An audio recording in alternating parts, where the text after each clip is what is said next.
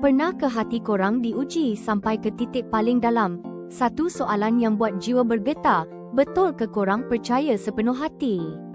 Rasa macam ada beban berat sangat kat dada, kan? Ujian ni suruh kita lepas semua yang kita pegang. Di puncak Gunung Moria, masa Ishak terbaring kat mezbah korban, Nabi Ibrahim pandang ke langit dengan hati yang hancur tapi penuh harapan. Tepat masa genting tu, satu keajaiban tak disangka-sangka muncul. Tuhan tunjuk jalan keluar bila kita dah nak give up. Kisah Nabi Ibrahim ni eja kita pasal kasih Tuhan yang tak ada sempadan. Tuhan bukan setakat sediakan domba jantan ganti Ishak, tapi dia juga bagi anaknya yang satu-satunya untuk tebus kita. Macam yang tercatat dalam Kejadian 22:14, di gunung Tuhan akan disediakan. Ya, Tuhan kita sentiasa ada, sediakan segalanya dengan kasih yang tak putus-putus untuk kita semua.